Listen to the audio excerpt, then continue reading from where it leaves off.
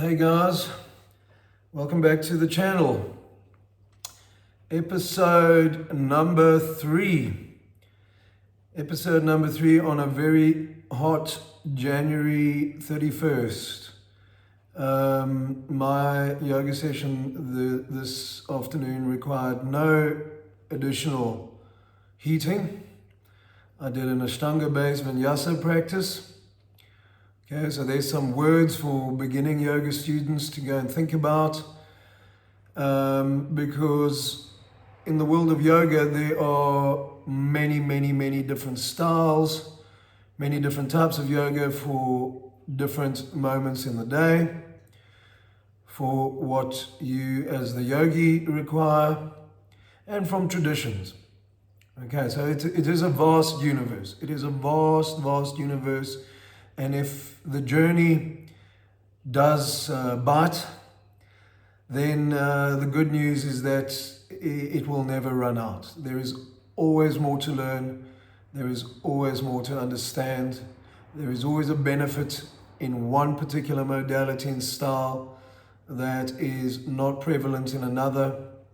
And the more you can expose yourself to different styles, different variety, the more rounded and deeper your practice is going to be.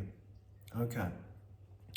However, the first 7 episodes on my channel, the Yoga Fish channel, is going to be specifically focused for people in Pietermaritzburg and surrounds, Pietermaritzburg in South Africa and surrounds, who may be wanting to come and practice with me on a Saturday morning, would like to experience what would be commonly called hot yoga. Other people will use the word 26+2 or Bikram yoga. And all of these words can be used interchangeably depending on what the context is and what the understanding is of the people who are receiving that word and the person who's using it. Yeah. So what I want to talk to you about in this particular episode is a understanding of the background and the nature of what is called 26+2 Bikram yoga, and also sometimes hot yoga. But hot yoga is really a word that has probably got a few problems to it. So let's start there. Is doing yoga in 38 degrees with high humidity new? No, definitely not. India becomes 38 degrees on a regular basis. Humidity is high in India. Indian yoga practice would have understand yang practice and yin practice. Hard, male, energizing, vigorous versus softer, quieter, more restful practice. Yang and yin. You could go and do any number of sequences on the Durban beachfront most days of the year and you'll be doing hot yoga. So Ashtanga yoga people who use a lot of Ujjayi breathing, okay, so Ujjayi breathing is a form of pranayama practice when we're doing Vinyasa yoga. Will be very familiar with getting very sweaty. Now this may not be an experience that a lot of people may have known or did know in the 1980s, 1990s when yoga was coming into the West. There are a number of avenues. A lot of gurus were traveling over to the United States because the United States was the land of plenty. It was the land of opportunity. It was the place where people could go and they could take their yoga talent and they could build themselves a fantastic career. So all of that is by way of saying that possibly a very cold air conditioning yoga is probably more artificial than hot yoga in certain circumstances. But nevertheless, Bikram Choudhury whose name is associated with the 26 plus 2. Whether that's a good thing or a bad thing is not for me to comment. I'm going to provide you information. Having gone to Japan, having seen the emphasis on steam, getting rooms hot, rumor would have it, story would have it that yonder Bikram Choudhury had a light bulb go on in his head. And he realized, hey, all the Westerners who are getting into yoga may not have actually fully experienced all the full benefits of Hatha yoga practice when the temperature, the ambient temperature is quite close to your blood temperature. In fact, it's the same, 37, 38, 37, 38. And that's one of the reasons that the asanas promote a very good, healthy, cleansing sweat. And that may not be something that a lot of people have been familiar with, and this was very surprising. And the stitching together of the sequence was done in a very intelligent way. I certainly do not believe that there is any way that one can patent a yoga sequence. I think that's absurd.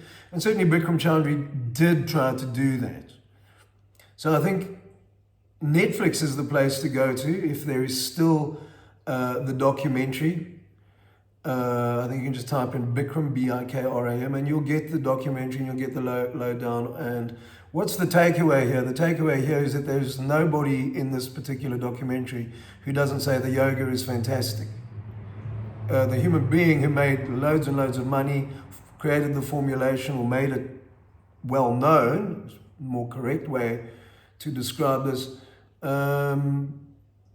is by all accounts on the raw footage and evidence presented in the documentary, not the most, not the nicest, well-meaning chap, would be one way to describe it. But yoga is not a person. Yoga is asanas. Yoga is a health activity. Yoga is a technology. It has been going for thousands of years. It exists and continues beyond individuals. Even gurus, even sincere gurus, the Patabi Dwars, the Krishnamacharyans, the Iyengas, they have all contributed and were a far better example of the spirit of yoga in the world in terms of their personalities, etc. But yoga is way bigger than any person or any guru. Okay? So I think that's an important thing to understand. Okay, so the real progenitor of this kind of yoga style, this stitching together in the 20th century would have been Bishnu Ghosh. There is a book called Yoga Cure, which I spoke about in the previous yoga note, and there it is. You can purchase it online. I think it's about $20 US. And Vishnu Ghosh was where Bikram Choudhury went to and was his guru.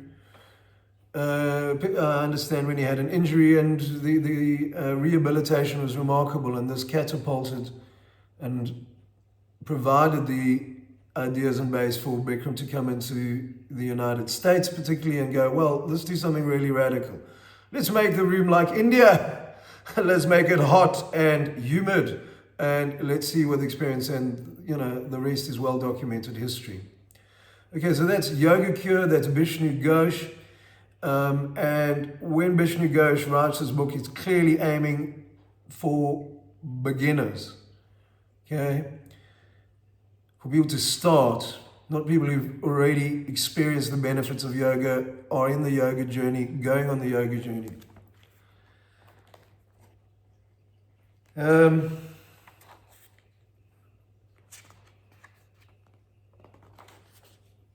just want to read this list. It's quite useful. List of different diseases that can be treated and cured through yoga. Loss of appetite, weak liver, acidity, constipation, dysentery, gastric ulcer, asthma, piles, hernia, weakness of nerves, low back pain, sciatica, diabetes, kidney problems, enlarged prostate, tonsillitis, insomnia, heart ailments, hand trembling, swollen knee and legs and joint pains, gynecological problems, disproportionate growth of limbs, stammering, headache, high or low blood pressure, displaced uterus, ear, nose, eye troubles, fat reducing or accumulating, remove defective construction of the rib box in children, pituitary gland problems, sex abnormality, overenergy or weakness of sex, paralysis after stroke or polio infection, susceptibilities to emotions such as anger, grief, eczema, rickets, varicose veins, night loss. No, not magic bullet. Certainly no magic bullet. Certainly incremental, and certainly can make a difference to many of those conditions. So Hatha Yoga, in a simple sense, Sun Moon Yoga, is where we understand we're going to hold a pose for a while. Vinyasa Yoga streams out of Hatha Yoga, where we stitch it together and there may be one breath per pose. It's more kinetic, it's more flowing. But what is amazing about the 26 plus 2, and that is the terminology that I am happy with. I think it explains to people nice. It is what the community of teachers, yogis, supporters who really appreciated the sequence and still do today and still practice it. It just simply expresses the simplicity. There are 26 Hatha poses to work on, improve, master, practice. Some days not do so well, other days do better, but there are only 26 poses in the sequence. And 2 breathing exercises. So 26 plus 2 refers and means to 26 Hatha poses, 2 breathing exercises, and most people on the planet today will understand what you mean when you need 26 plus 2. 38 degrees, 90 minutes. That sounds fierce. How can that be beginning yoga? That's often a mental perspective that people express to me. No, that sounds too hectic, bro. 38 degrees, no, never. Now, having led a number of people here in my space to complete it when they were completely convinced that they could not, because I'll always remind people, and we'll see this in the notes that are going to come up, the episodes that are going to come up, is that fundamentally you only need to be able to stand upright and lie down. There's not a lot of kinetic inflection here in the solar plexus region, etc., where if you're really out of shape, if you're really worried about your ability, and we're going to talk about the room layout, and we're going to remove all of those ideas that you may have of who's going to watch me. I assure you, nobody's watching you. Your drishti is focused. Drishti is the word of where is your gazing point. So this will be detailed, beginners at the back, something in the front, great yoga classes when you haven't seen a single other soul. Maybe a little bit peripherally, but that's it.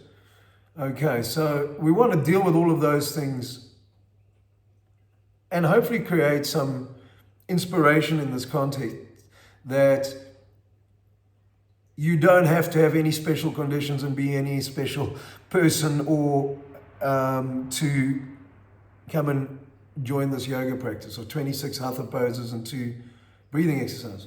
I'm not going to say it's how should we say, an easy experience. No, it's not that. It's not an easy experience. I think advanced yogis who will come and always know, well, it can go, it's pretty intense. And there is always that wonderful knowledge that if you need to rest, you need to rest. What isn't so good is if you are in such bad shape that you want to leave. Now, the person leading a practice is always making a decision and going, first of all, are you sure? Do you really need to leave? Because we don't want you to leave, and that's not really so cool. You've got to try and do 90 minutes. And normally, I've never had a situation, and to give you some background, because we will deal with my yoga background and when I started yoga and what I've been doing. But essentially, I've been practicing on and off in good phases and bad phases for 20 years now. And the bad and off phases are there. That's what happens in the yoga journey. And part of this channel and part of looking at bringing the Saturday morning open practice back is I'm really wanting to reconnect and have a big up phase again, a reconnection with it. And that may offer an opportunity if there's any of you out there who is watching this channel or interested in coming who will be inspired to do so. That's my goal. My goal is to remove fear, give you information, tell you you can do it. You can do it. Of course you can lie down. Of course you can rest. Don't eat too much before you've come. Ideally have your own mat. I do have mats for you if you don't. But it's always nice when somebody is saying, hey, I want to, because then they're indicating that, you know, they're going to try and stick with it for a while, because nothing is understood on the first go. Now, in the days when Bikram Yoga studios were franchised, popular, out there was one very, very good thing, is that you would typically, and it worked in my case, because we will go into that, is when I first encountered hot yoga in a heated room, Bikram yoga, your first payment often at these desks was to get 10 classes. They would give you a 10 class pass. And there'd be a great encouragement to, and with the financial incentives, you're not going to know anything about this thing until you've done 10 classes. I'm going to affirm that. In this particular practice, you haven't got it. You haven't seen what it can do for you. You are not quite feeling it and starting to yearn for it, and really yearn for it until you've done 10. Once you start getting into a regular practice and you've done 10, well then it explains itself, as most all yoga does. Eventually, it explains itself.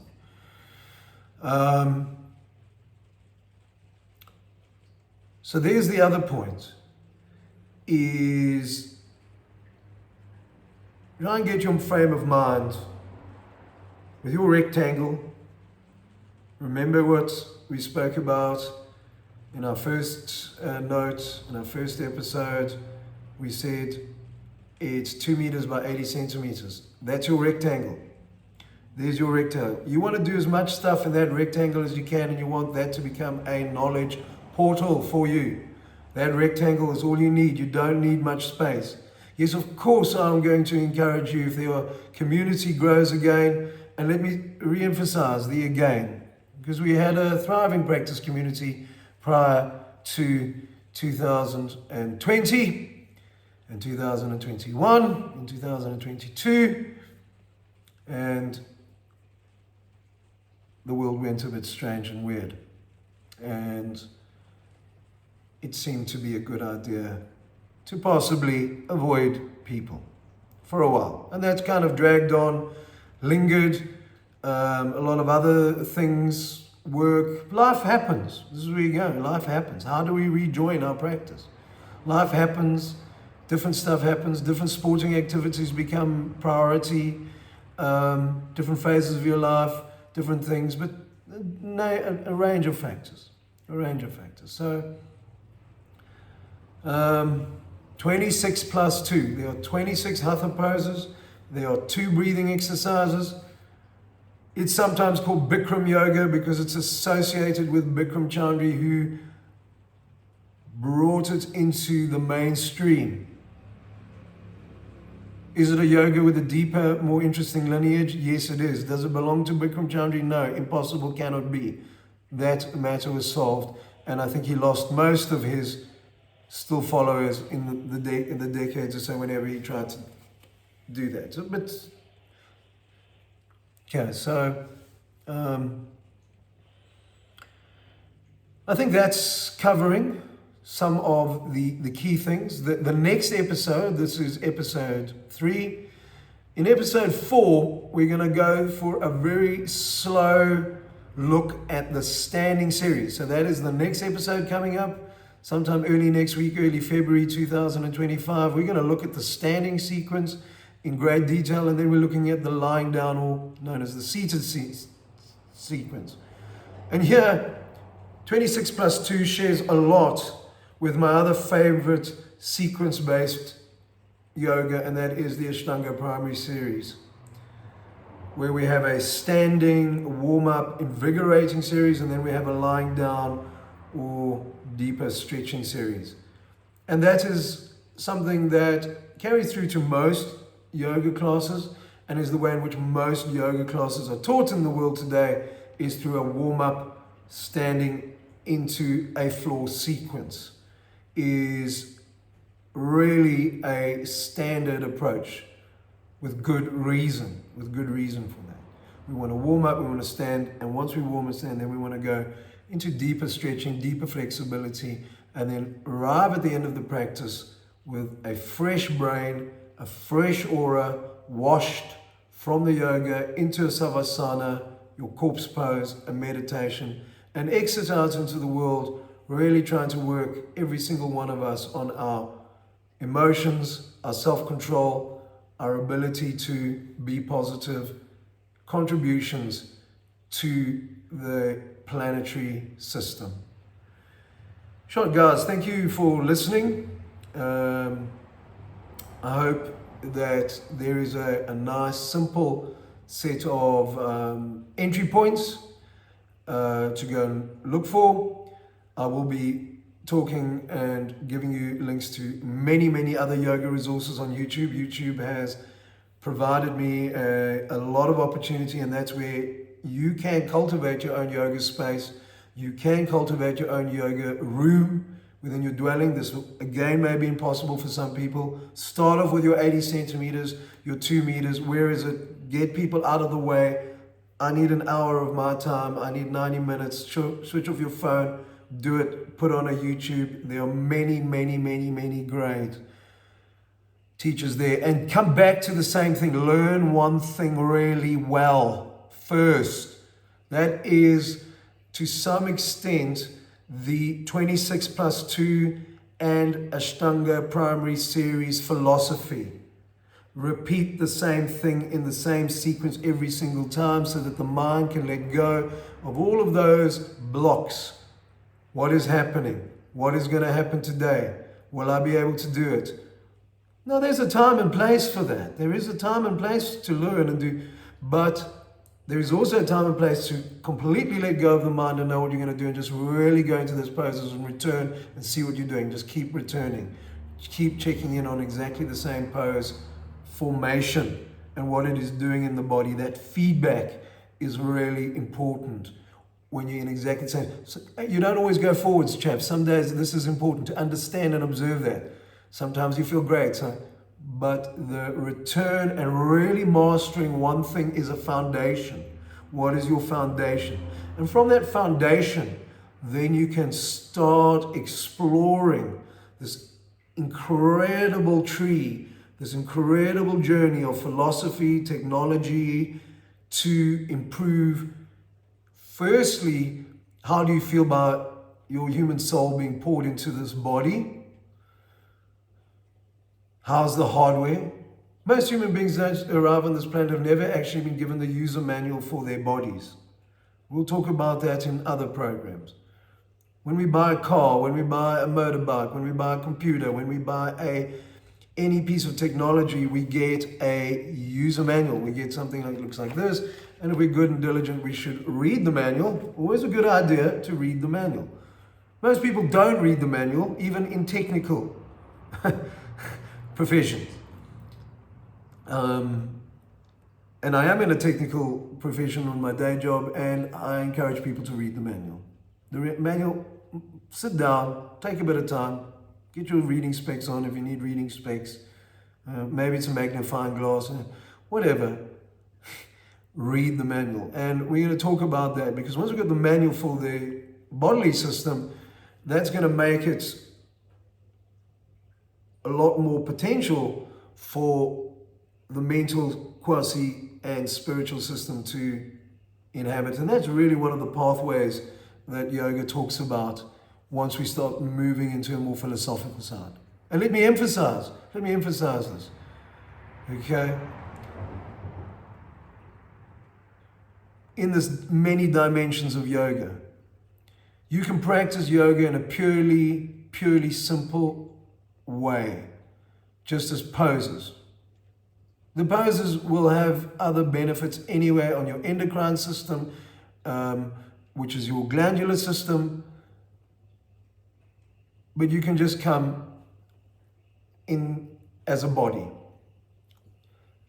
My Saturday open practice is done very much in what I would describe a bland style, the bland style. I'm not going to go off into Buddhist or Eastern or deeply yogic ideas. You may have your own set of ideas. No, it's a bland practice. It is a set of exercises. That doesn't mean it's only that, but it can be practiced as such. So that's just a point of comfort and knowledge to anybody who's wanting to do yoga, but may not be so sure that they want to travel down the full philosophical road, or that's not interested to them, or they are very, very happy with their particular outlook on the world, which is 100% fine. There's not a yogi on the planet who wouldn't go, that's absolutely fine.